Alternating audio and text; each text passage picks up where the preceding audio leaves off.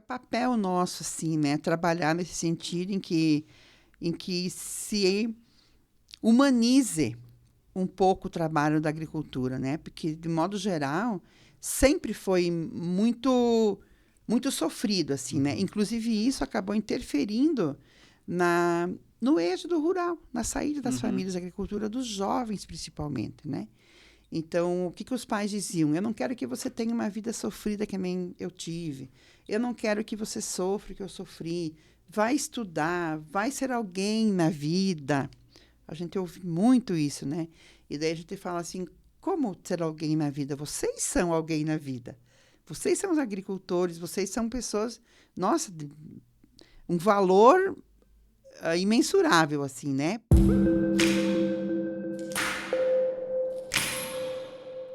Olá, sejam todos bem-vindos. Estamos começando mais uma edição do Fala Mais, o nosso podcast aqui da região Oeste, onde a gente recebe toda semana um convidado para bater um papo com a gente, conhecer um pouquinho da história, no oferecimento das lojas Quero Quero, da Cicobi Valcred Sul, do Mercado Marine, da Vinícola Maier e do Embutido Serrano.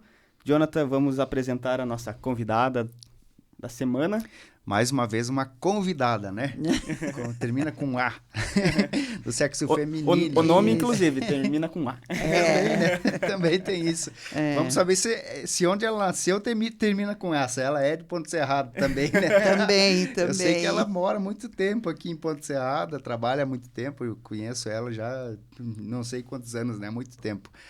Então, com muito prazer, a gente está recebendo aqui no Fala Mais a Neiva Dallavec, extensionista da Epagre, tem a vida profissional voltada para a área da agricultura, né? O trabalho do campo, tem envolvimento muito direto aí com os agricultores, produtores rurais, e a gente vai conhecer um pouquinho da história da Neiva, que está conosco aqui no Fala Mais hoje. Seja muito bem-vinda.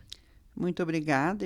Nossa, fico lisonjeada, né, pelo convite, por estar aqui com vocês, dois meninos que a gente praticamente viu crescer e se tornar dois profissionais assim tão competentes, né? Eu fico muito honrada com o convite. A gente que agradece, Neiva. Inclusive, a Neiva já é a terceira pessoa da família dela, né? Já veio o esposo, o Rose. O Rose foi um dos primeiros, inclusive. Já veio o Carlão, né? Teu irmão. Meu irmão. Dallavec.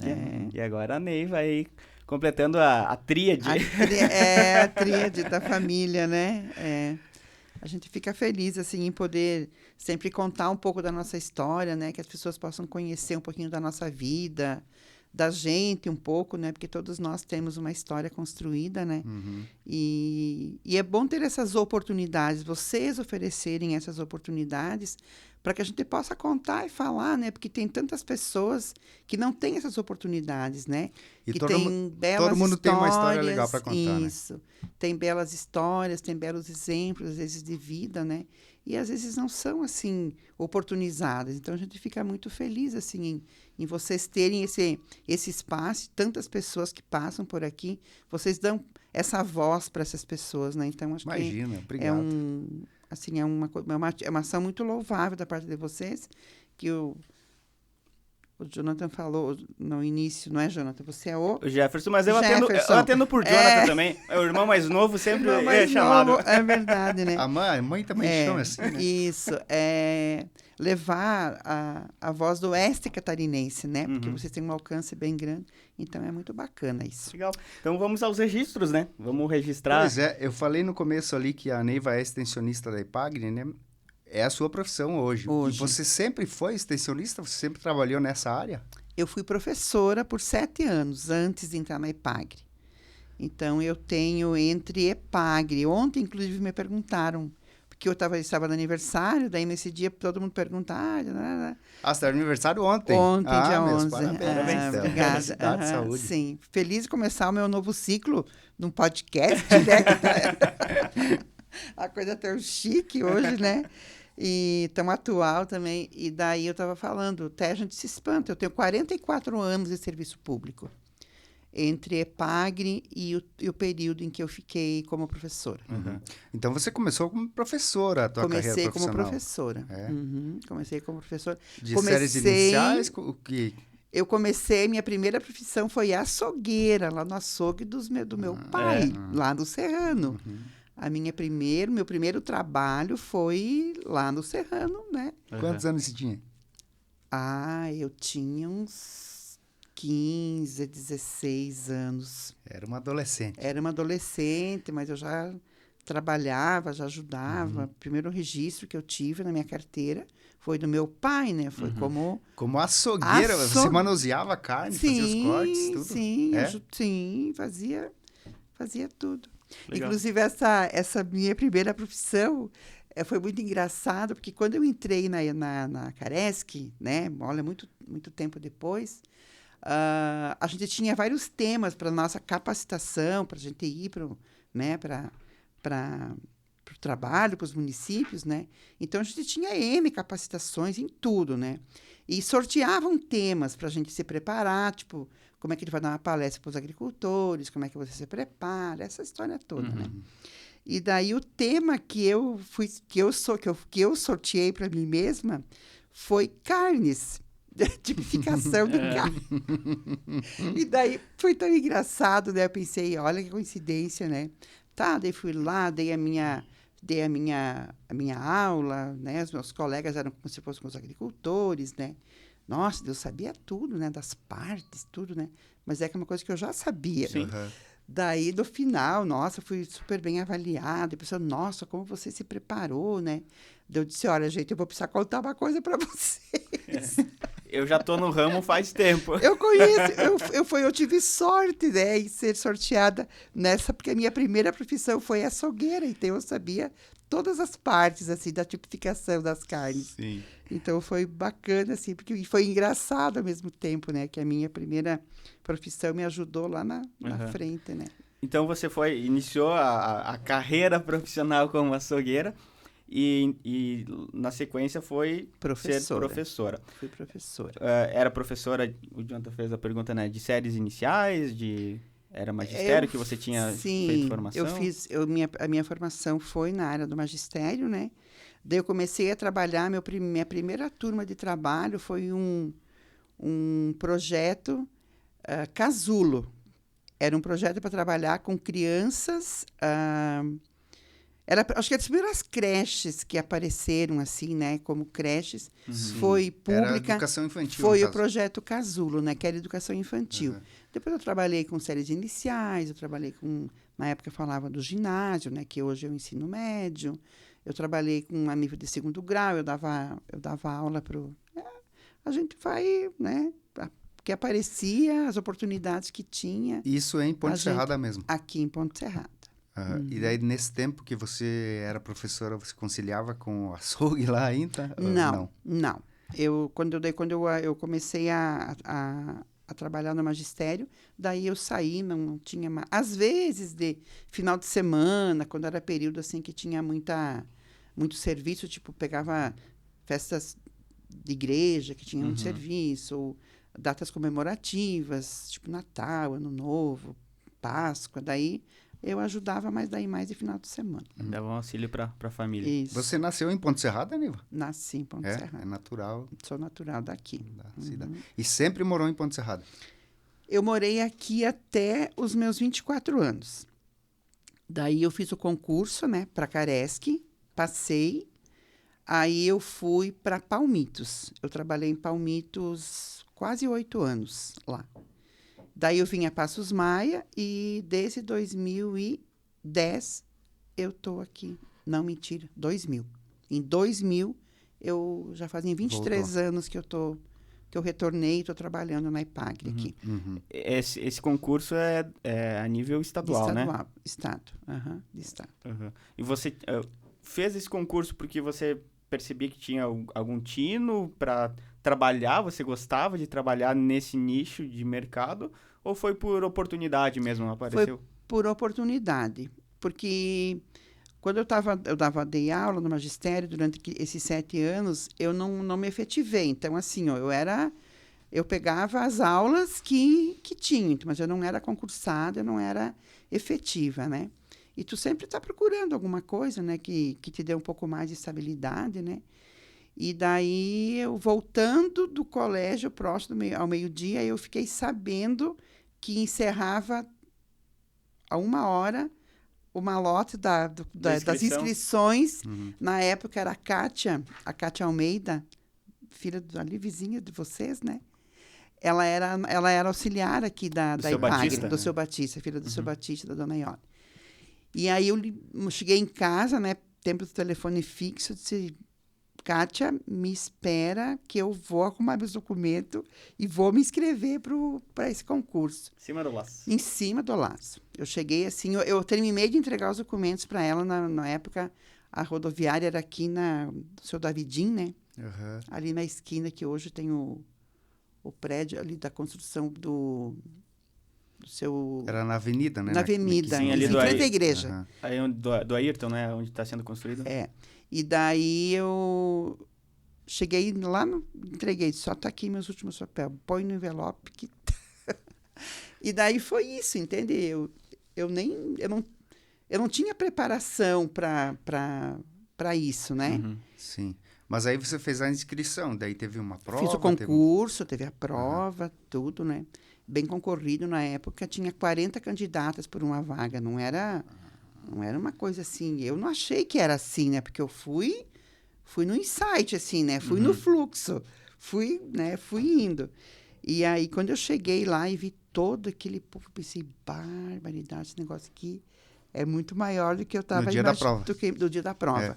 Que eu cheguei lá. Foi aonde a prova? Foi em Florianópolis. Lá em Floripa. Em Florianópolis, foi a prova. E aí, como é que foi a tua preparação? Esse processo ali da inscrição e a preparação para a prova? Quanto tempo demorou até a realização? Eu fiz a inscrição no início de julho e a prova foi dia 23 ou 24 de julho. Eu lembro que eu estava... Já foi ali, 3 semanas, então. Não, foi assim, nossa. E eu lembro que, na época, faziam a escolha da rainha do município. E eu trabalhei lá no ginásio até 9h30 da noite, eu acho, ajudando. Deixei minhas coisas prontas, desci, peguei o ônibus, fui, no outro dia era... As loucuragens da vida, né? Que a gente às vezes para e pensa: meu Deus, como que a gente fez isso, né? Mas como que você se preparou, que você estudou, assim, tinha uma prévia dos conteúdos que iam cair? Assim, era conhecimentos gerais, a parte de ciências, português e alguma coisa na área da agricultura, né? Daí tinha a prova, você passava na prova e daí você ia para uma entrevista, que a entrevista tinha ainda um peso quase maior do que a própria prova. Tu tinha que atingir um nível mínimo, né, de pontuação, você ia para a entrevista. E daí a entrevista é que decidia se você seria contratado ou não. Tava preparado. Eu lembro da minha mãe. Dia que eu saí, né, que eu fui fazer o concurso, a mãe disse: o que tu vai fazer na Caresc? Não, mentira.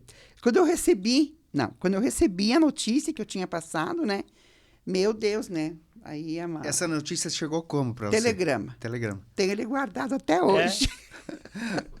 Tenho ele guardado, veio por telegrama. E no dia que eu embarquei, que daí a gente vai para Florianópolis, depois um pouco da pergunta que tu fez, da preparação, a gente faz um pré-serviço. A gente fica 4 meses em capacitação para você ir a campo, né, primeiro.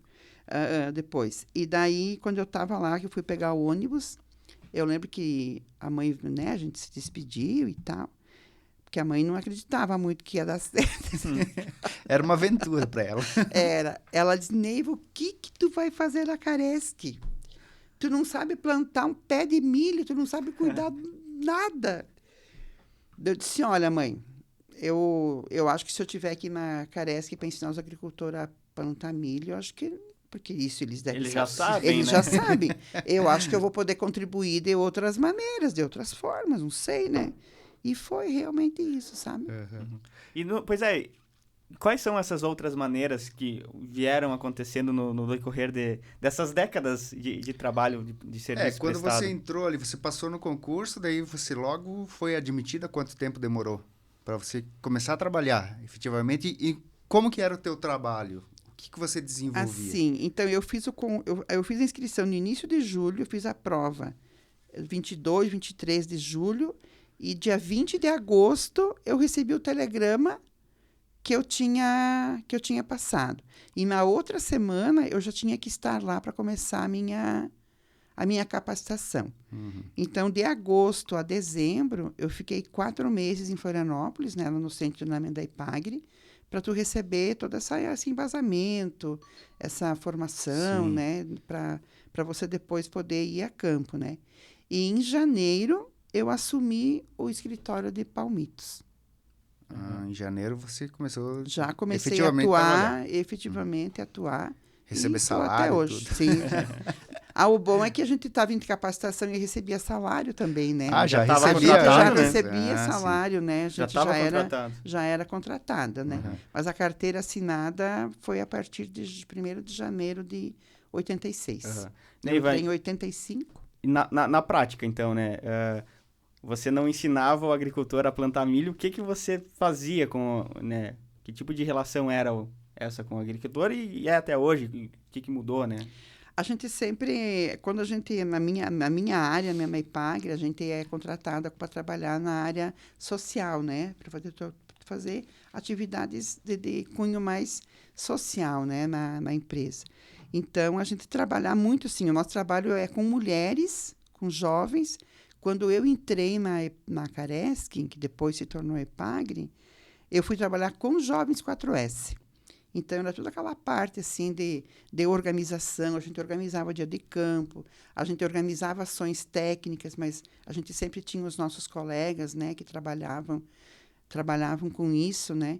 Então, a minha vida profissional dentro da IPAGRE foi isso, sim, sabe? Eu trabalhei muito com as famílias, nessa parte, assim, de conquistas, de políticas públicas, de muitos direitos que, ao longo do tempo, os agricultores familiares foram conquistando, na parte de organização de pequenas agroindústrias, de comercialização da produção, transformação da produção. Então, a gente trabalhava muito nessa área, assim, de aproveitamento de tudo que eles produziam, de processamento disso, de venda, e aí caminhou para hoje, né, os agricultores terem esse mercado aberto de pequenas agroindústrias, né? Então, foi um trabalho, assim, muito forte que a gente desenvolveu dentro da IPAGRE. Sim. É um trabalho de assistência, na verdade. Assistência, Apoio, assistência técnica. apoio, assessoria. Exatamente. Não sim. é como a tua mãe falou lá, você não vai lá ensinar o agricultor a plantar, Sim, por exemplo, sim, milho, ou seja... Sim. A gente até faz, né? Até hoje fazia mais, né? Hoje mudou muito, né? Essa ação técnica. Hoje, antigamente, era praticamente só a IPAGRE que fazia isso, né? A Caresc. Hoje não. Hoje tem muitas outras entidades, cooperativas, né? Que também trabalham nessa área da produção.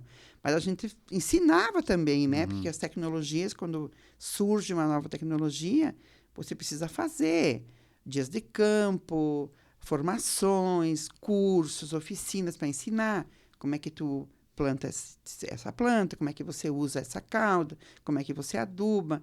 Mas a gente mais organizava, e essa parte mais técnica sempre era com os nossos colegas, técnica na parte assim de plantas mesmo, né? E daí essa outra parte de aproveitamento, de transformação, de processamento, era tudo com a gente daí.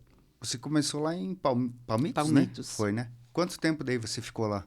Eu fiquei em Palmitos 8 anos, quase. 8 anos. Quase 8 anos.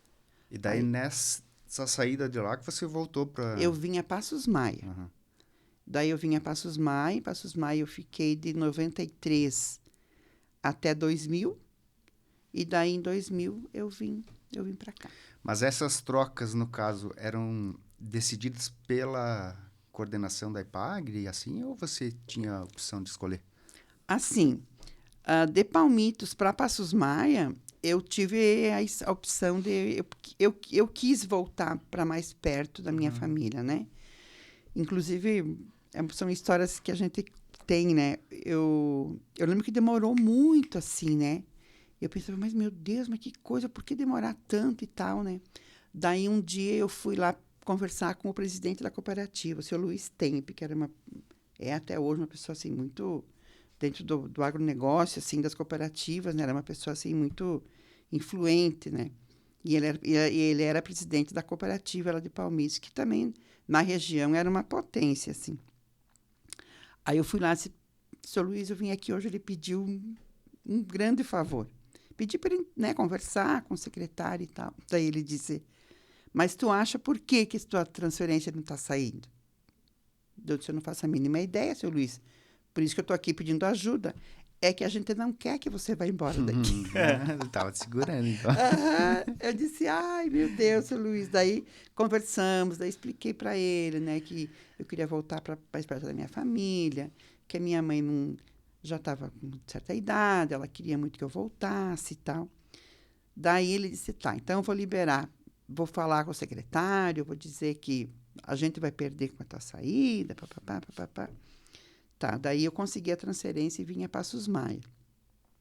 Daí, de Passos Maia para cá, foi uma saída um pouco mais turbulenta, assim. Eu não queria ter saído de lá, né? Mas tem várias questões que envolvem também, que às vezes estão fora da nossa alçada, né?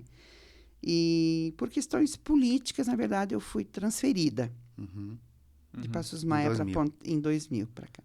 E aí, estou aqui até hoje. Em Passos Maia, em 93, você pegou ali o começo do município, né? Município. Recém tinha sido emancipado, tinha sido emancipado. Eu sempre falo assim, que eu sou a profissional e a pessoa antes de Passos Maia e depois de Passos Maia.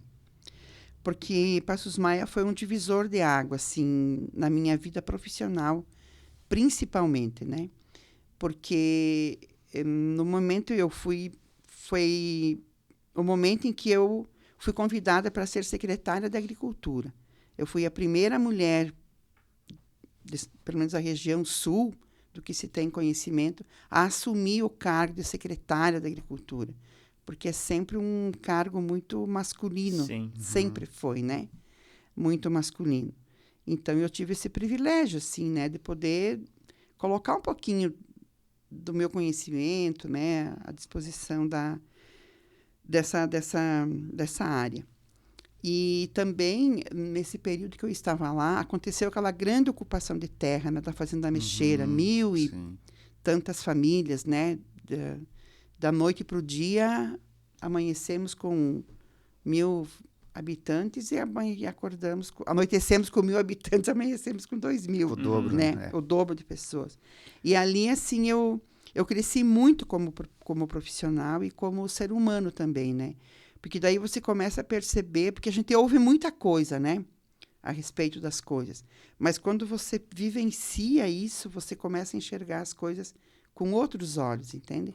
Então, assim, o fato de eu ter participado daquele momento, ter contribuído, colaborado naquele processo de reforma agrária, né? Que ainda tem bastante preconceitos, digamos assim, né? E leituras equivocadas também, né? E, nossa, foi um momento muito rico, apesar de, no final, eu ter saído, assim, com um pouco... Não muito legal, assim, do processo, mas o processo em si me ensinou muito. Então, eu sempre falo que eu sou a pessoa e a profissional antes de Passos Maia e depois de Passos Maia. Te capacitou. Contribuiu muito para a minha formação. Esse detalhe importante que você falou ali da ocupação, né, das áreas lá em Passos Maia, então você estava na coordenação ali, você era secretária de Agricultura Eu na era época. secretária da Agricultura. Então, a gente junto ali com toda a administração e com todas as lideranças e com os proprietários. Então, foi um momento de muita negociação, assim, né? Pois como é que chegou assim a informação? Como é que foi quando chegou a informação para vocês dessas áreas ocupadas? A gente soube quando chegou para trabalhar que tinha tido uma ocupação. Isso no início da manhã já? No início da manhã foi assim, entende? Se de repente teria alguém já estaria sabendo disso, eu não posso dizer que sim, porque eu soube no outro dia, quando eu fui trabalhar, que tinha acontecido isso, né? As famílias já estavam lá. As famílias já estavam lá, e aí a gente, como ente público, né, a gente não pode se furtar, nem se negar, porque envolvia muitas pessoas, né? Então, e essas famílias, elas vieram da onde? Elas eram de todas as regiões do estado, do Paraná, do Rio Grande do Sul. Era um grupo muito grande, assim. Era uma cidade de lona. E como é que foi o comportamento do poder público de forma geral, né, Neiva? Você como secretária na época, porque assim, era uma busca pelos direitos, ou enfim, a visão que eles tinham, as famílias que ocuparam as terras, que tinham direito a ocupar, enfim. E também os proprietários das terras ali que se sentiam lesados pelo fato de ter o local invadido. Como é que era para o poder público tomar algum tipo de posição, enfim, esse intermédio, essa relação? Na época, o prefeito era o Abílio, né? E o Abílio tem essa capacidade de articulação e de negociação, né? Então, o que a gente percebeu, assim, ó, que apesar de ser um momento delicado, e porque é mesmo, né? Envolve, assim, uma série de questões de educação, de saúde, né? De direitos, de a pessoa que se sentiu lesada. Então, tu tem que fazer Eu lembro, assim, que o Abílio foi um grande coordenador disso, assim, sabe? Ele nos chamou lá, os secretários todos, e nos disse, a gente vai se colocar no sentido de que a gente vai tentar atender as pessoas, atender as famílias, e tem que ir para negociação. Vamos ter que chamar todas as partes aqui interessadas, INCRA, proprietários, né? E foi o que aconteceu, né? Então,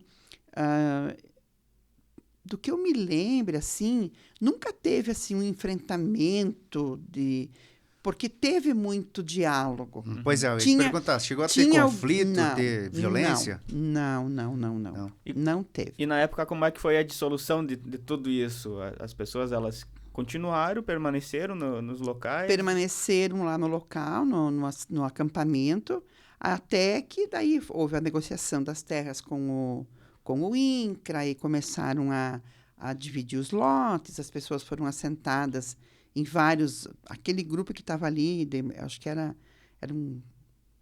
não, eu falei 1.000, mas acho que em torno de 1.000 famílias, não me lembro, porque faz tanto tempo, né?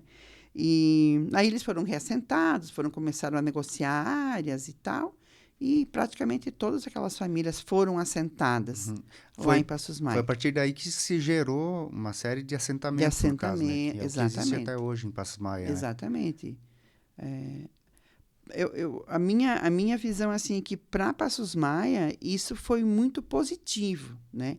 Porque muitas pessoas acabaram morando lá, né? O município, assim, era pequeno também, a população não era tão grande.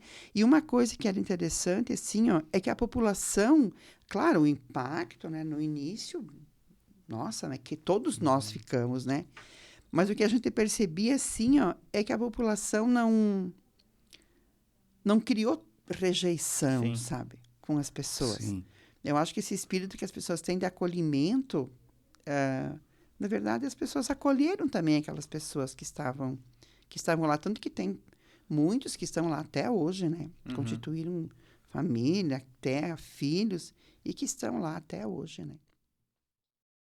Neiva, e dentro dessa ocupação que houve lá em Passos Maia, como é que ficou a questão dos proprietários legais das terras? Eles foram indenizados? Como é que foi resolvida essa situação? Foram indenizados, né? Porque tem todo um procedimento que acontece via INCRA, né? Então, essas áreas elas foram adquiridas pelo INCRA, os proprietários foram indenizados, né, pela área, e daí seguiu o trâmite legal, assim, o trâmite que é do processo da reforma agrária, né? Sim. Daí o INCRA entra na negociação com o proprietário é indenizado, e aí, a partir disso, então, que começaram a divisão, né, das áreas. Inclusive, até hoje, né, tem a regularização dessas áreas, né, que é um processo que até se hoje. Estende desde aquela época, né? Porque não é uma coisa assim que é tão simples também, né? É uma questão bem complexa essa, né? E que tem muitos trâmites legais que precisam ser respeitados, né? Não é chegar aqui, de repente, vou me apropriar do que é... Não, né? Não tem que... Tu até pode ter o direito de tu ter um espaço e um lugar ao sol, mas você também tem que saber que tem leis e que você precisa respeitar essas leis, né? Direitos e deveres. Direitos e deveres. Você falou que a população lá não teve ela acolheu, né? Não teve, digamos assim, o preconceito. No meu ponto de vista, essa parte das pessoas dos assentamentos, elas estão indo aos locais, na visão delas, improdutivos, né? Em terras que não há produção. Que eles julgam que são improdutivas, né? Sim. Mas eles estão indo lá para produzir, né? Eles não estão indo para se apropriar e ficar sim. tranquilo, de boa, pescando, sim. né? De modo geral, assim, os assentamentos, eles têm muita referência boa, né? Nós podemos pegar aqui por Ponte Serrada, né? Porque eles querem ser agricultores, sim, né? A 25 de maio aqui é fruto de um assentamento. Foi a primeira ocupação de área de Santa Catarina, foi a 25 sim, foi a 25 de maio. E olha, né? Claro que é um processo diferente de um agricultor que é tradicional, que daí os pais transferem a área ou vão comprando a área. O processo deles é diferente, né? Mas estão todos aí. A grande maioria continua ali, continua trabalhando, constituiu os seus negócios, criou a sua família, sustentou os filhos. Então, sim. Nessa época ali, Neiva, que você ficou em Passos Maia, até 2000, né? Agora, vindo um pouco para a parte pessoal tua, você era... Hoje a gente sabe, né? Você é casado, inclusive a gente falou aqui que o Rose veio aqui, né? Que é o seu esposo. Tem filhos, tem netos já, né? Tenho. Também. Mas você era solteira na época? Quando eu entrei na Caresc, né? Que eu era solteira. Sim, eu era solteira e que foi quando eu entrei e daí assumi lá em Palmites, que é onde foi que eu conheci o Rose. Ah, vocês se conheceram lá em Palmites. A gente se conheceu lá em Palmites, porque ele é de Iraí, né? Iraí, Palmites, é o Rio Uruguai que divide aí, né? Ele jogava bola na época, né? Jogava bola. Jogava futebol, né? Mas eu nem conheci ele por conta de futebol e da bola, nada. A gente se conheceu porque tinha uma amiga em comum que morava lá em Palmitos já há bastante tempo. Era funcionária da Caixa Federal, fui morar com ela. E ela tinha uma relação, ela era de Frederico, e ali Frederico, Iraí, Palmitos, sempre tiveram muita relação, né? E foi assim, né, que eu conheci o Rose, ficamos juntos, constituímos família, né? Sim. 35 anos. E mais detalhes dessa história tem lá no podcast do Rose, né? Porque ele conta ele em detalhes. É verdade. Desde a parte da conquista. A versão dele, né? A versão dele, né? Mas bate as versões? Geralmente, não. Ele diz que eu que fui buscar. Daí tem uma brincadeira, inclusive, eu até quero falar aqui do seu Jacir Costa. Ele sempre fala isso, porque uma vez nós fomos fazer uma visita, né, lá em Palmitos, porque eles têm uma ação com vinho há muitos anos lá, né? Daí nós levamos um grupo de agricultores lá para ir lá visitar, conhecer as vinícolas e tal. Daí eu falei, vamos, já que nós estamos aqui tão pertinho, vamos descer até a divisa do Rio Grande do Sul para vocês conhecerem ali o Rio Uruguai, a ponte, que é bem bonito e tal. Nossa, aí o seu Jacir Costa até hoje tá aí, ó o rio, que a Neiva armou Arapuca, do lado de cá, o negão atravessou a nado. Ficou a lenda. Ficou a lenda, a história que até hoje o seu Jacir Costa, quando a gente às vezes se encontra, ele conta essa história do meu encontro com o Nego Rose. Pois mas um detalhe que você trouxe nos bastidores e que agora eu quero trazer aqui para o nosso público, que como é que era essa situação que as funcionárias, enfim, extensionistas da IPAGRE ali, eram tipo freiras, não podiam se relacionar, não podiam, tipo freira, filho. Padre, no caso, né? Era uma regra. Existia isso mesmo? Existia. Como é que diz? Eu tenho na minha vida, assim, sei lá, se é uma missão, se é o quê. É de romper... Paradigmas. Quebrar paradigma e romper barreiras, né? Porque não podia mesmo. O extensionista da IPAG não podia casar. Você já entrava sabendo que você não... O extensionista não dirigia, não podia dirigir, quem dirigia era só o homem, era só o técnico, então só ia para o interior se você acordasse uma agenda com o teu colega. Daí ele te levava, te deixava lá na comunidade, na atividade que tu tinha agendado, ele ia fazer a parte de campo, na volta ele passava, pegava a gente. A gente era esquecida de vez em quando do interior.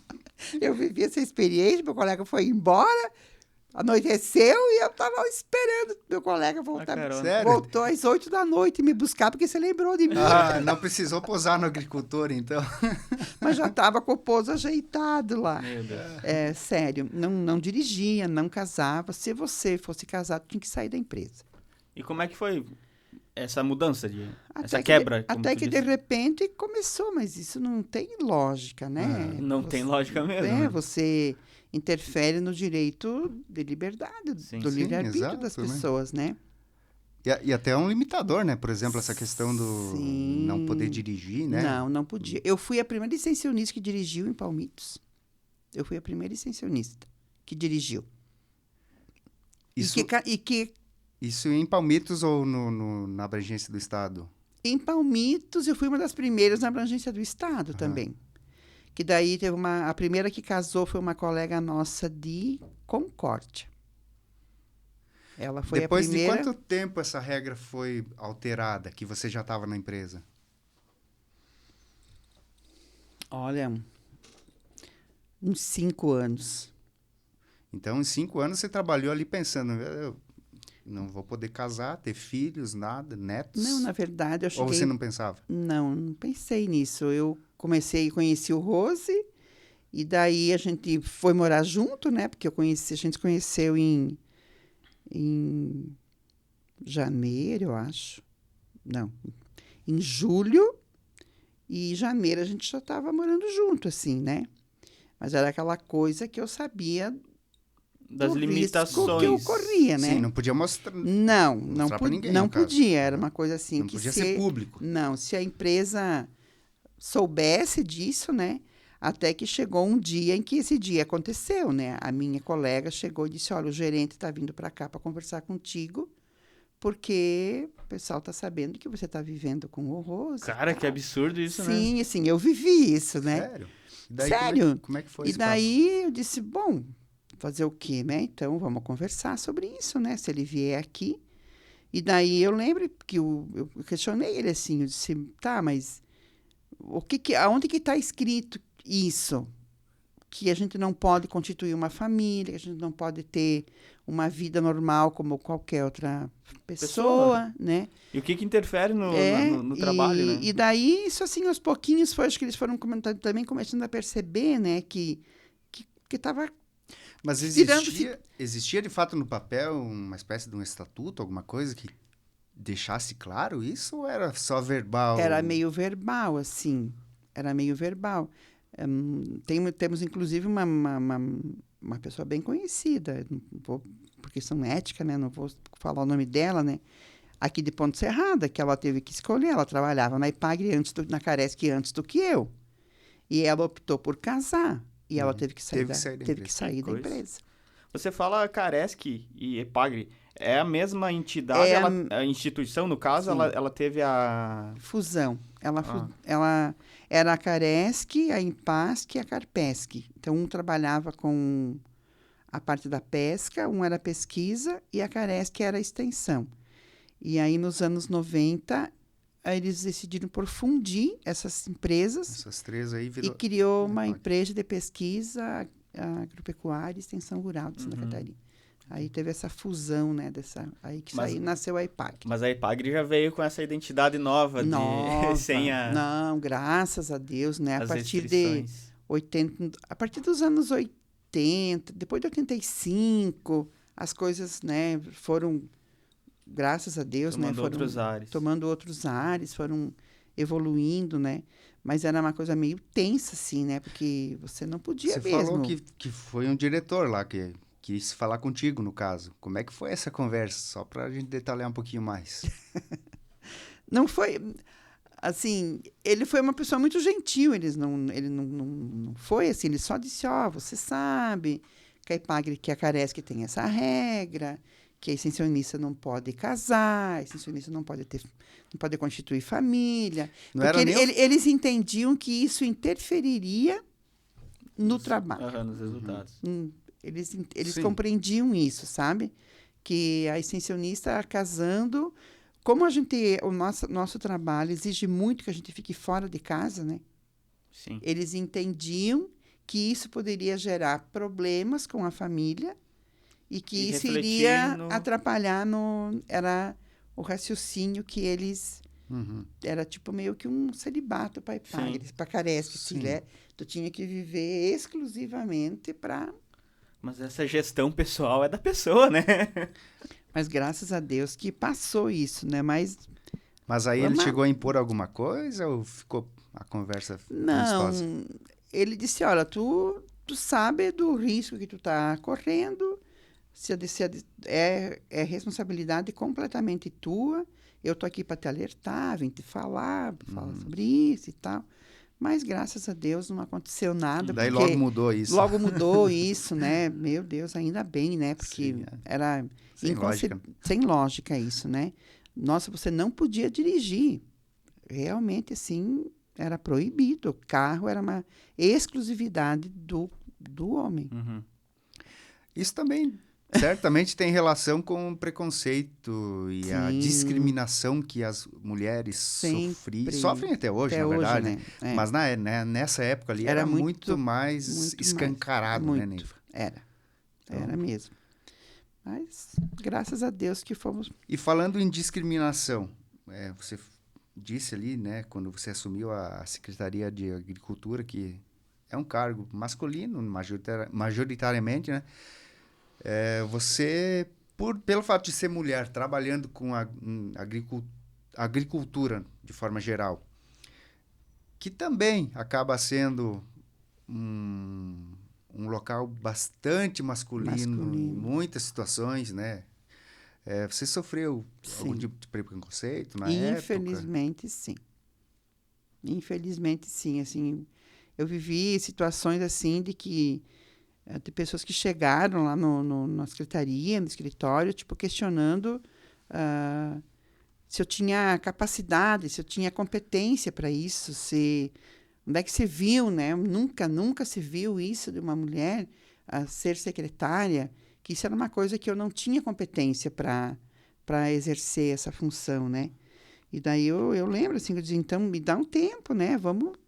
Se eu realmente não der conta do recado, eu peço para sair. Mas graças a Deus, né? Deu tudo certo. E daí, não sei se isso é a coincidência que a primeira veterinária de Passos Maia, que veio trabalhar lá, era uma mulher. Uhum. Nossa, quando o pessoal soube que era uma veterinária... Não, mas onde é que se viu? Mulher não tem força para lidar com bicho. Ela sofreu muito no começo, porque as pessoas não confiavam no trabalho dela. Sim. E Você tem que se provar, né? E, nossa, ela era muito competente, assim, sabe? Daí depois vieram 2 agrônomas, se formou mas foi uma coisa assim que não era porque eu era mulher e porque eu estava escolhendo. Sim. É porque... Natural, né? A uma mulher coisa foi natural, ganhando o foi ganhando espaço dela, daí né? a veterinária veio, a Kátia, a Kátia Esbruzzi, hoje ela está na Cidasc, uma profissional, nossa, muito competente. Até hoje, o pessoal lembra da Kátia lá em Passos Maia até hoje, porque ela era uma excelente profissional. Daí vieram 2 agrônomas, uma de São Paulo, a Valéria.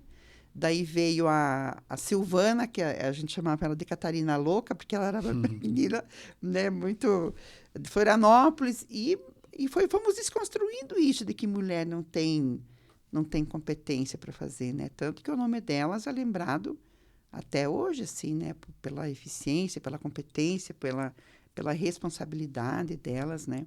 Então, foram vivências que eu tenho muito, muito orgulho, assim, né? De poder participar de tudo isso. Sim, batalhou, né? E isso daí, na verdade, é meio histórico, né? Tudo isso que está sendo falado, desde das questões ali dos assentamentos.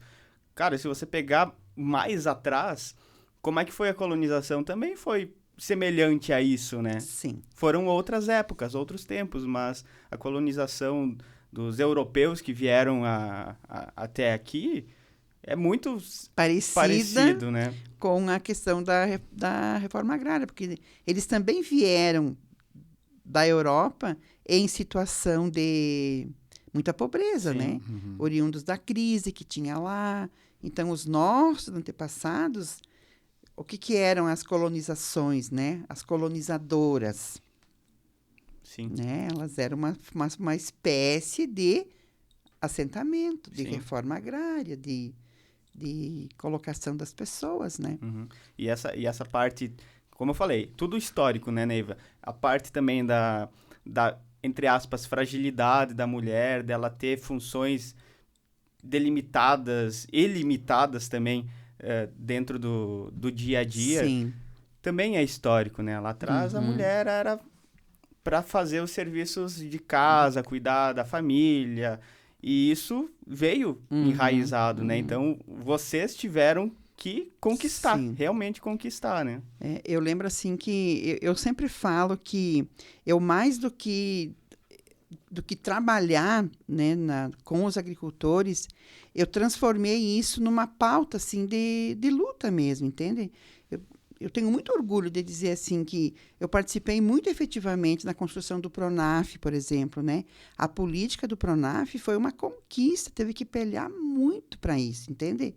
Quando os agricultores, no período em que eles fechavam os bancos, faziam greve, na verdade, eles estavam em busca de uma política pública, né, que desse uma condição melhor para eles, né, poder trabalhar, né?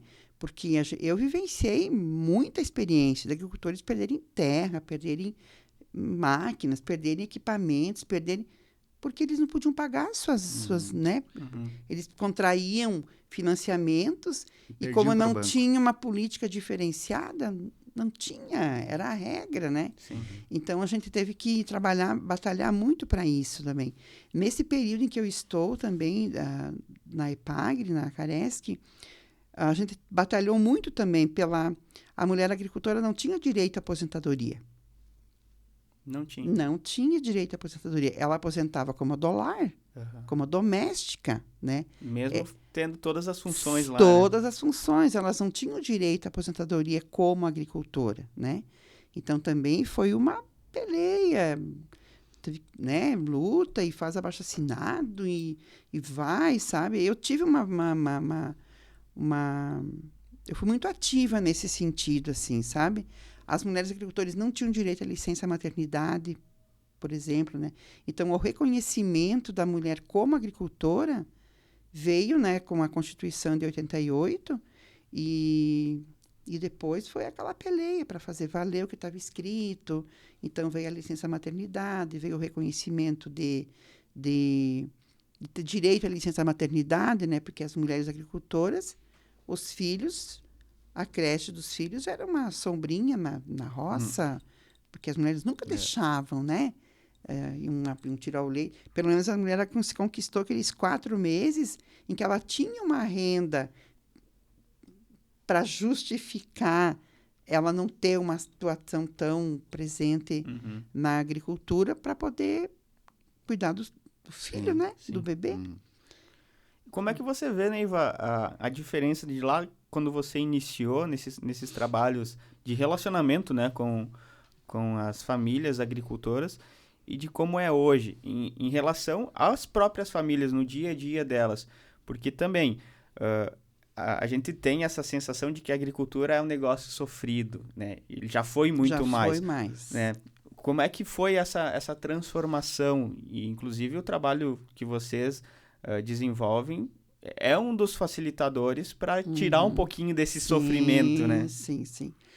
Um pouco é papel nosso, assim, né? Trabalhar nesse sentido em que se humanize um pouco o trabalho da agricultura, né? Porque, de modo geral, sempre foi muito sofrido, assim, né? Inclusive, isso acabou interferindo no êxodo rural, na saída das famílias da agricultura, dos jovens, principalmente, né? Então, o que os pais diziam? Eu não quero que você tenha uma vida sofrida que nem eu tive. Eu não quero que você sofra o que eu sofri. Vai estudar, vai ser alguém na vida. A gente ouve muito isso, né? E daí a gente fala assim, como ser alguém na vida? Vocês são alguém na vida. Vocês são os agricultores, vocês são pessoas, nossa, um valor imensurável, assim, né? Todo trabalho é digno, todo. Mas o trabalho na agricultura, ele é completamente, a dinâmica é completamente diferente, né? Porque não tem hora, não tem fim de semana, não tem feriado. É uma série de coisas, né, que precisa ser muito de vocação mesmo. É um trabalho de vocação. Tem que ter amor ali Tem que pra ter desenvolver, amor, né? Senão... né? Senão não fica mesmo. E o bom é que de uns tempos para cá, assim, mudou bastante isso. Hoje a qualidade de vida na área rural, nossa, é excelente, é muito boa, né? As pessoas adquiriram esse...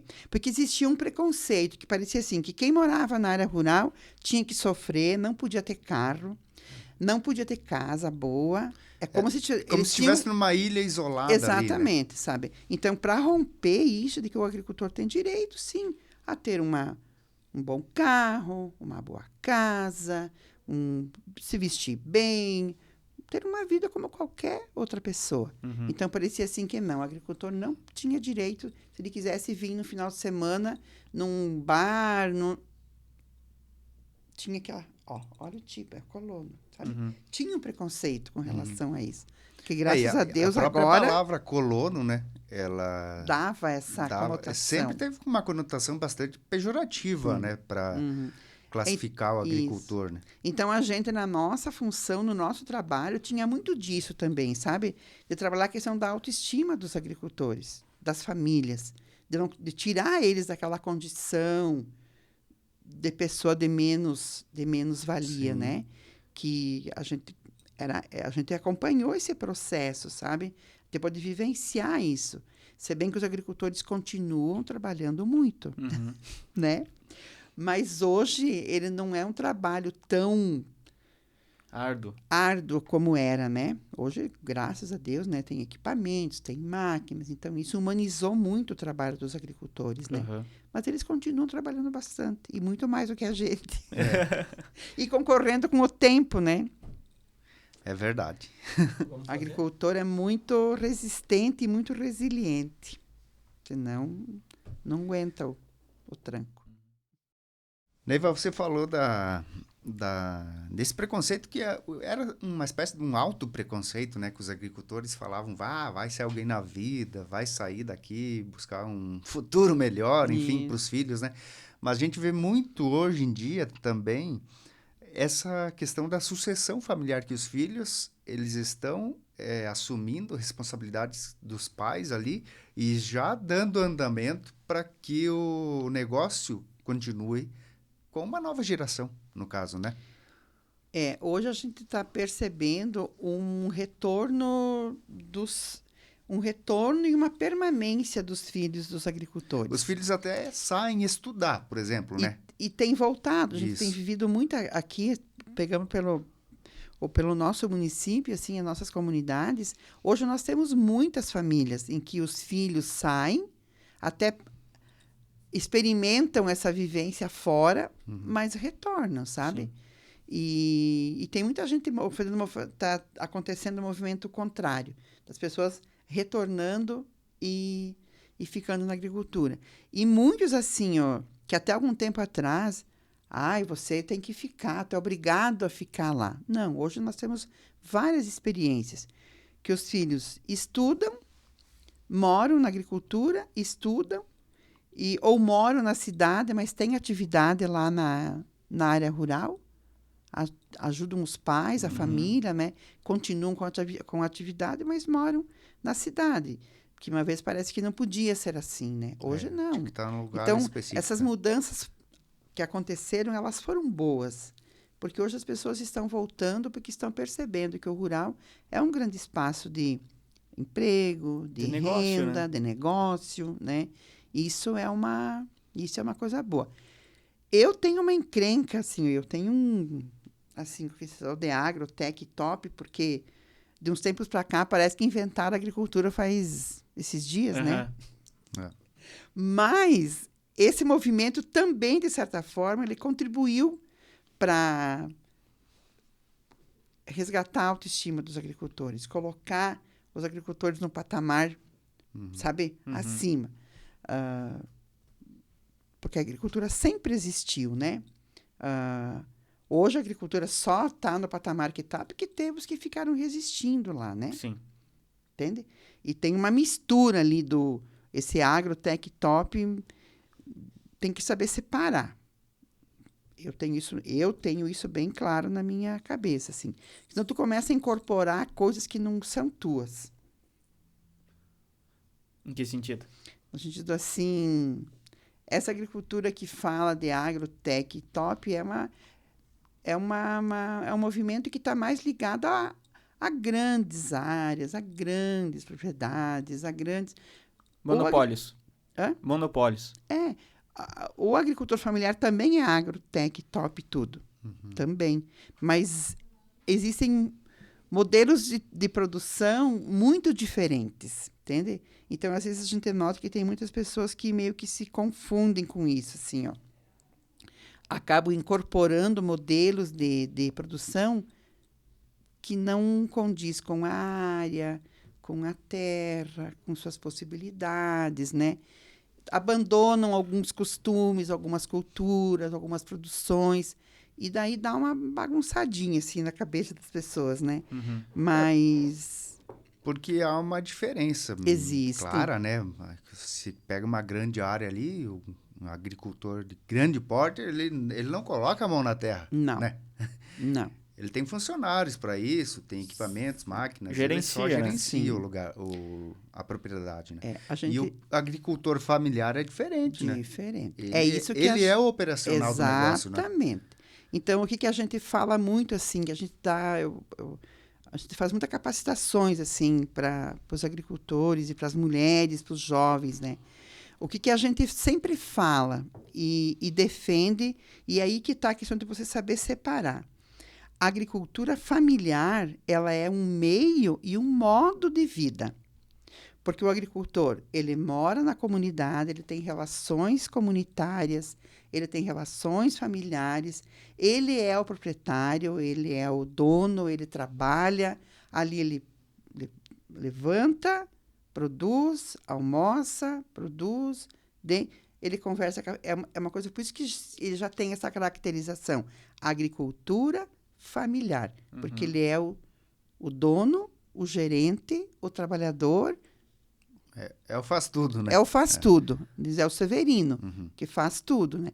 E ele tem uma relação, além disso, uma relação com a cooperativa, com o sindicato, com a comunidade, tem esse vínculo da igreja. Sim. É diferente, né? E porque ele está inserido ali, ele está inserido, literalmente, né? Literalmente. Diferente de um grande negócio que, como o Jonathan mencionou ali, às vezes o cara é um empresário que tem terras e, né, da agricultura, mas não está vivenciando aquilo. Os dois modelos são muito importantes, né? É isso que a gente precisa ter claro.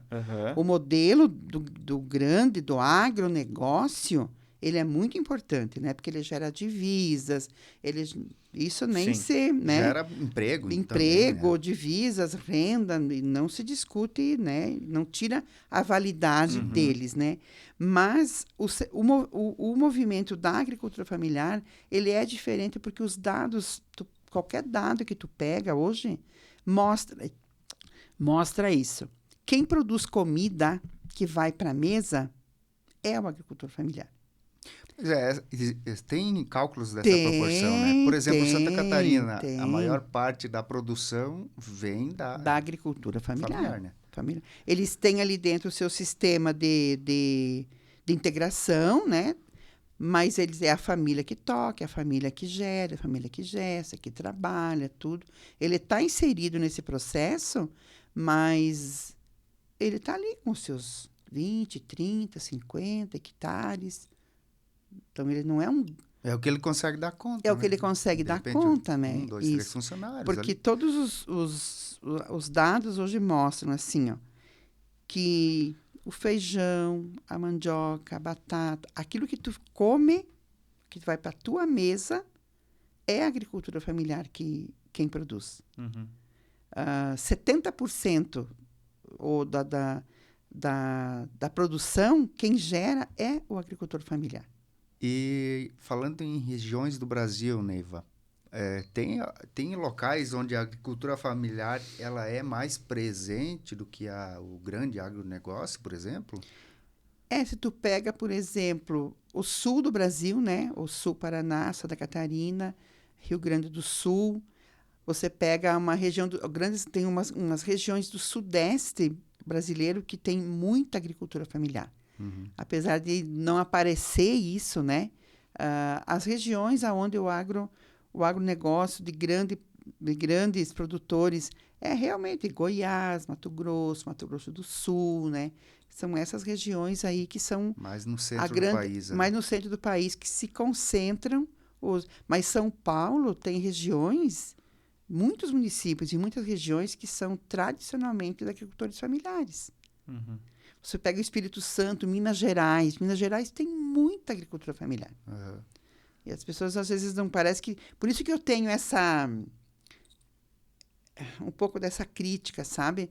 Porque a maioria não é aquilo. Não é isso, sabe? A maioria são aqueles que ficam ali produzindo o seu leite, os seus grãos, a comida, a alface, o hortifruti. Hoje a fruticultura ela tá também baseada meio que em grandes áreas, né? Tu pega regiões aí do Nordeste brasileiro, por exemplo, né?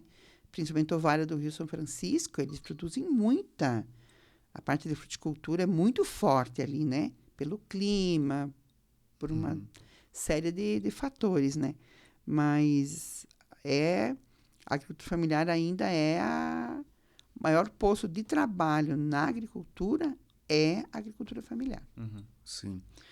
Como é que é essa tua relação agora, indo para a parte um pouco mais prática e próxima, no caso do teu dia a dia com os agricultores, as agricultoras também, né?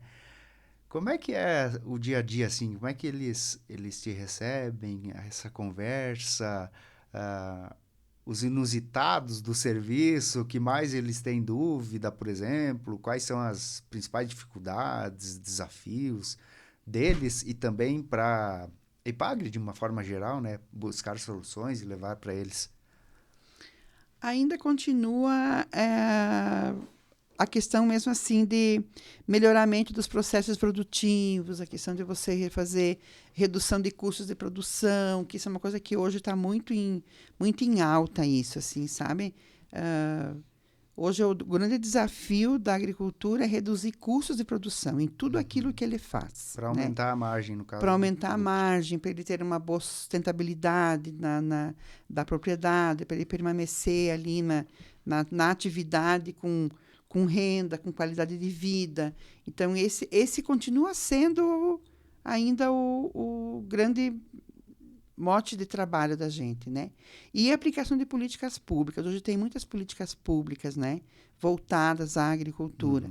Então, o estado de Santa Catarina é um estado assim que tem muitas políticas públicas voltadas para a agricultura pela nossa característica mesmo, né? De incentivo, no caso? De incentivo, né? Então, a gente hoje, então, enquanto EPAGRE, a gente trabalha muito nessa parte, assim, sabe? De fazer com que as políticas públicas cheguem até o agricultor, porque é um direito que eles têm, é nosso papel fazer essa política chegar até eles, né? E está sempre pensando em modelos de produção, em sistemas produtivos que gerem renda, sustentabilidade, que dê uma condição de vida melhor para eles, né? Que eles possam permanecer no campo, que eu acho que esse é um grande desafio, né? Acho que o trabalho que a EPAGRE tem feito com jovens nesses últimos anos tem contribuído muito para isso, né? Que os jovens começaram a perceber que o campo é uma boa alternativa, é um bom espaço para viver. E tem que estar sempre criando oportunidades, né? São as agroindústrias, são feira, criar oportunidades para que eles possam também comercializar a a sua produção, Sim. né? Essa questão de criar oportunidades me veio agora uma bem específica, que eu vejo que a nossa região tem muito potencial para ser explorado nesse sentido, que é o turismo rural, né? O desenvolvimento do teu trabalho tem relação com isso também? Tem muito a ver, tem muito... E hoje isso está muito em alta, assim, sabe? Hoje nós temos uma experiência, Ponte Serrada já tem uma propriedade que já está organizada para receber pessoas, né? A família Pagliari, por exemplo, é uma família que hoje se estruturou e se organizou para receber pessoas. E o carro-chefe deles é a produção de alimentos. Uhum. É as pessoas irem lá, vivenciar o dia e a vida deles, assim, ó, da vida no campo, das atividades rurais, da comercialização da produção. Hoje nós temos vários espaços que a gente poderia estar criando roteiros, entende? Que da questão do turismo. Você pode hoje, nós temos uma propriedade que já tem condições de receber pessoas, nós temos queijaria, nós temos embutidos, nós temos vinho, né? Tem vinho. Hoje nós temos tranquilo condições de, se a gente quiser, criar roteiro para as pessoas virem passar um dia aqui em Ponte Serrada, tendo como carro-chefe a agricultura. Sim. E belezas também, né? Belezas naturais, belezas muito. naturais também. Nós temos a nossa... Olha, a Nossa Senhora Aparecida, como é que chama aquilo? Me deu um branco agora. O santuário, né? O santuário. Nós temos a nossa gruta. Aquela gruta que nós temos aqui, uma gruta, ela não é só uma gruta de pedra. Aquela gruta faz parte do cenário de Ponte Serrada. Sim. Tem uma história por trás. Eu já tenho 60 anos e aquela gruta está ali, exatamente naquele lugar, daquele jeito, né? Então, nós temos muita coisa legal, assim, que a gente pode estar trabalhando na parte do turismo, tendo a agricultura como carro-chefe. Porque outras regiões do nosso estado, o nosso estado ele é bem turístico, né? Iniciou lá pelas praias, né? E veio vindo, né? Veio vindo. Então, a própria Serra de Santa Catarina, ela explora muito o turismo, né? E eu acho que a nossa região tem as suas particularidades que também podem ser exploradas, né? Seja nas belezas naturais, às vezes... Não tenho muito costume, mas quando a gente vai para os interiores, seja de Ponte Serrada, dos municípios vizinhos, cara, é muito bonito você ver as paisagens. E as pessoas das cidades grandes, das metrópoles, onde tem concentração de população, elas gostam também de ter uma válvula de escape, de vivenciar coisas diferentes, de tirar um pouquinho o pé. E a agricultura familiar, no caso... fomentar isso, oferecer isso daí, eu acho que é um potencial muito grande para explorar. A gente tem um projeto, ele está meio no stand-by, assim, mas nós temos um projeto de turismo aqui na Ponte, Nosso Campo Tem Mais Vida, que é para mostrar exatamente isso, que não é só um espaço de produção, ele também é um espaço que pode ser explorado e apreciado, né, nas suas paisagens, no seu modo de vida. Nossa, o agricultor tem uma capacidade imensa de receber pessoas, né? Eles gostam, eles são muito... Os agricultores são muito hospitaleiros, receptivos, né? Então, isso também é um grande... O turismo precisa muito disso, né? Sim. É mais um carro-chefe que tem aí, que é a questão da hospitalidade, da boa recepção, da receptividade. E eles são muito bons nisso, né? Você falou que tem muitas políticas públicas, programas de incentivo para os agricultores. E nessa área específica do turismo, você acha que é suficiente as políticas que existem? Poderia ser melhorado? Poderia melhorar. Hoje melhorou. Perto do que era, hoje existem, assim, ações bem específicas, né? De apoio e de incentivo ao turismo, né? Mas ainda elas são meio, como é que eu vou dizer? Secundárias. Elas não são assim, tipo, troca-troca de milho, troca-troca de calcário, essas questões assim que tem o programa da produtividade, né? Uma questão importante, assim, o que a gente sempre falava muito sobre isso. O agricultor tem acesso, se ele quiser financiar 1 milhão para aviário, chiqueirão, para qualquer outra coisa. Agora, se ele precisa de 20 mil para ele consertar a casa, é uma novela, sabe? Existe um programa, mas ele é muito incipiente ainda. Ele não está instituído assim que o agricultor possa chegar lá numa agência financiadora e dizer, olha, eu preciso reformar a minha casa, eu quero construir a casa. Não tem uma política direcionada, específica e assim de fácil acesso como é para qualquer outra coisa. E eu acho isso uma incoerência, né? Sim. É porque é muito focado na produção. Na produção. Sim. É isso aí, né? E não no bem-estar em si. Não no bem-estar em si. Porque às vezes família, né? o chiqueirão, o aviário tem condições muito melhores do que as casas dos agricultores. Porque eles têm tudo climatizado, tudo balanceado. Nossa, tem espaços que parecem ambiente hospitalar, assim, né? E a casa que as pessoas moram, muitas vezes, elas deixam muita coisa a desejar, porque se o agricultor quer alguma coisa para ele melhorar a casa, o seu espaço de vida, não tem. Ele tem que, às vezes, fazer isso com recurso próprio. Muito trabalho ainda a ser feito, né? Ixi, Maria, dá para ficar mais 30 e poucos anos aí.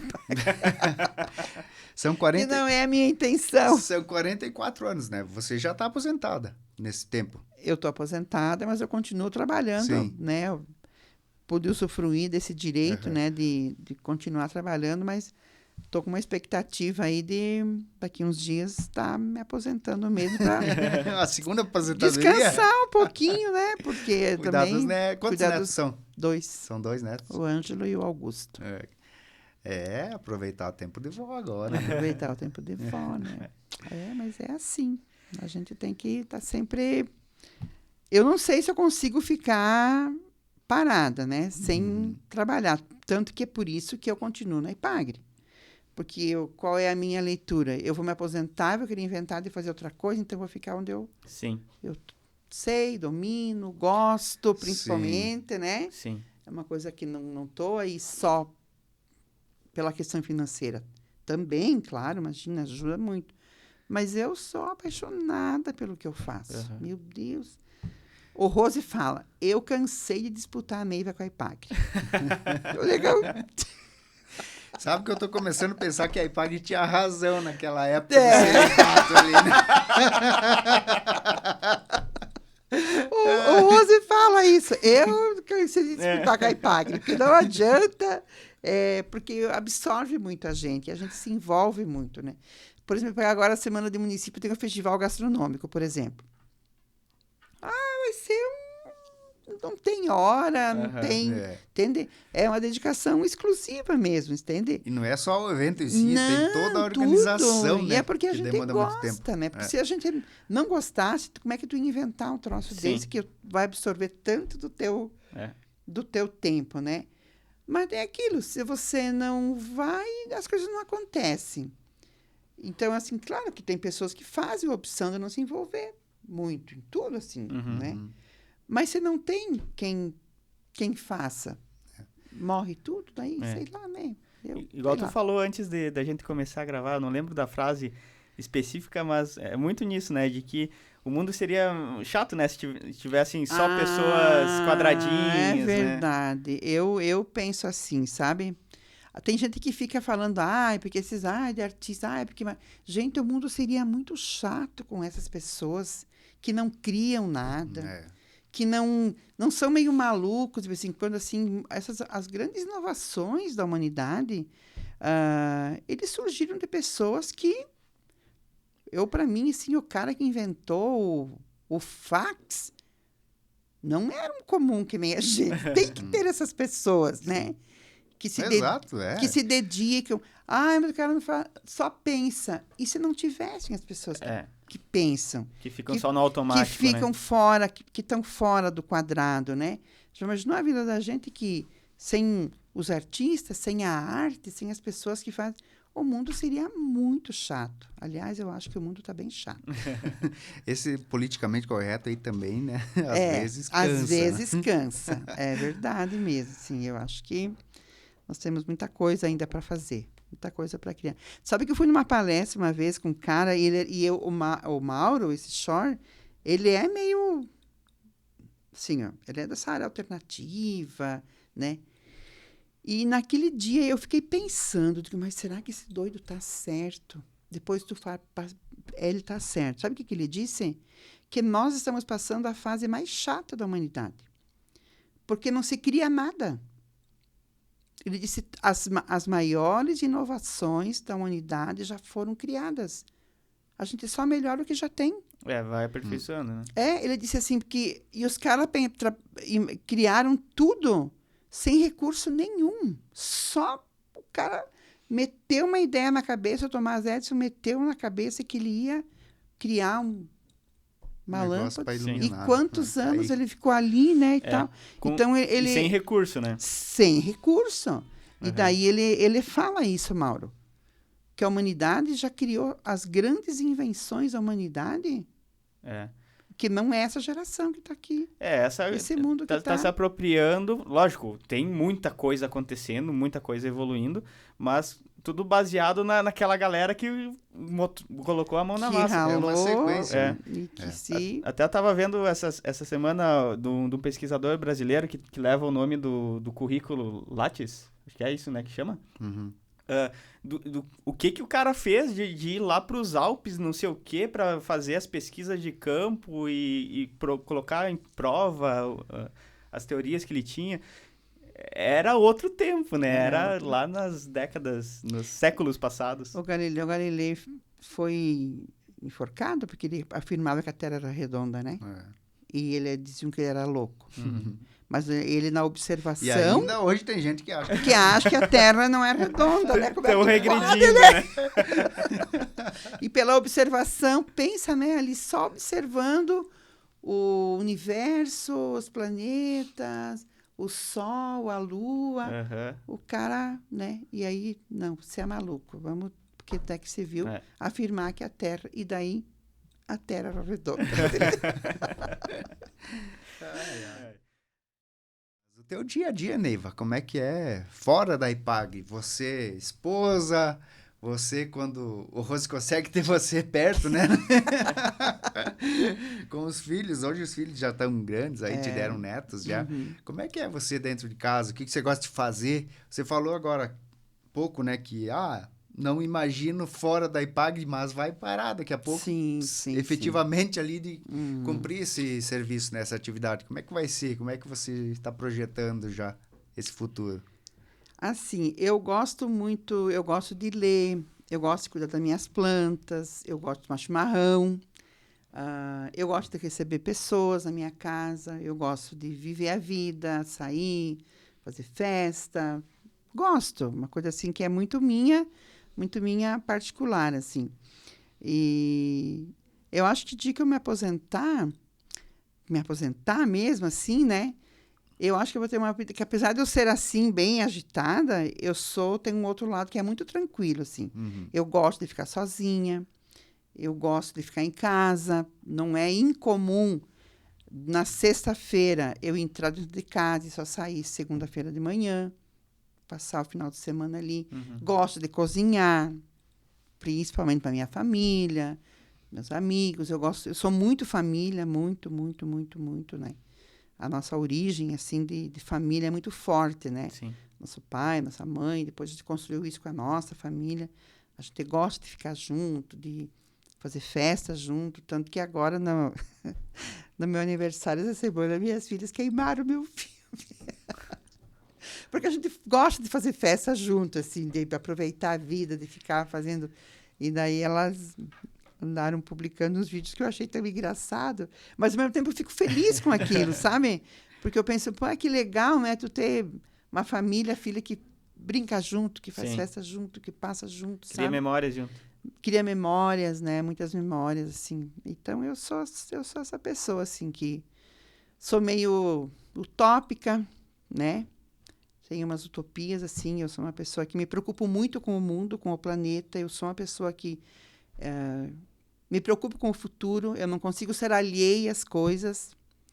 E uma definição que eu gostei muito que deram de mim quando eu fui para a diretoria da Ipagre, né? As secretárias lá, as meninas que trabalhavam comigo. Elas diziam, meu Deus, Nívia, você é muito opiniática. Opiniática. Eu adorei isso, sabe? Porque realmente eu sou uma pessoa opiniática, porque eu não consigo ver assim, tipo, não é comigo. Não. Se é comigo, eu Veste a camisa eu e me vai pra cima. manifesto e vou e digo, tanto que às vezes pago o preço por isso, né? Que também tem o seu lado ruim, né? Às vezes você se expor demais também não é muito bom, mas é melhor que as pessoas saibam quem tu é, o que tu pensa, né? Do que a pessoa ficar achando que tu é de um jeito, que Em tu é cima do do muro outro, ali em cima sempre, do né? muro. Então, a melhor definição que deram para mim foi essa, que eu sou uma pessoa opiniática. Eu achei muito engraçado e meio que incorporei isso, sabe? E foi até isso me deixou mais tranquila também. E é você, né? É você. É autêntica, né? Eu sou, Exato, exato. É a sou palavra assim, sou assim. autenticidade. Não fico fazendo tipo. Uhum. Não é o meu tipo, sabe? Eu sou assim, eu não mudo conforme o local, conforme as pessoas. Sim. É o meu Não jeito. veste a máscara, no caso, né? Não gosto disso.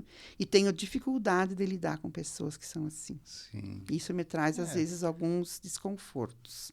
Não Mas é legal, cada né? um tem que respeitar, né? Assim Sim. como a gente quer ser respeitado, tem que respeitar o outro, Sim, né? as E em características de relação cada um. humana é isso aí. Exato. Não tem. Legal. Muito bem. Neiva Dallavecchia, né? Conosco aqui no Fala Mais. Agradecer e parabenizar, né? Por essa história aí bacana, legal. 44 anos já de vida pública, vamos dizer assim, né? Em contato com os agricultores aqui da nossa região, de Ponte Serrada, lá em Palmitos, onde tudo começou, né, De Neiva? tudo Passos começou. Maia. Verdade, verdade. Então, parabéns pela história e obrigado por ter Obrigada. aceito o convite e vir nossa. aqui no Fala Mais compartilhar as histórias com a Eu que gente. agradeço. Nossa, ficou muito honrada. E eu tenho 44 anos de serviço público e eu ainda cumpro horário, eu cumpro metas, eu trabalho, sabe?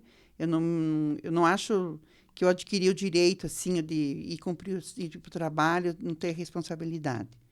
Porque se eu fiz a opção de continuar trabalhando, eu tenho que cumprir com os meus deveres, entende? Uhum. Então, eu sou ainda isso, eu cumpro horário, eu cumpro Responsável, meta, eu respondo a tudo aquilo que a empresa exige de mim, espera de mim, e deixar esse legado que as pessoas, né, quando estiverem aqui nessa existência, né, que cada um também tem a sua história para contar, né? Sim. E eu agradeço muito o convite que vocês me fizeram. Fico muito lisonjeada. Imagina. Obrigado. Obrigada a vocês. Não só cumpre, como é uma pessoa proativa também, né? É uma pessoa proativa. Então, parabéns por essa proatividade que a gente vê na prática aí no dia a dia. Ai, muito obrigada. Obrigada de coração, Piazada. Legal. Gente, gostaram do papo? Curtam Então, o curtam vídeo, o vídeo, né? Curtam o vídeo, se inscreva no canal do Fala Mais, no YouTube, no nosso Instagram também. A gente agradece também as nossas marcas parceiras, as lojas Quero Quero, a Cicobi Valcred-Sul, o Mercado Marini, a Vinícola Maier e também o Embutido Serrano. E a gente se vê aqui na próxima semana. Valeu, obrigado.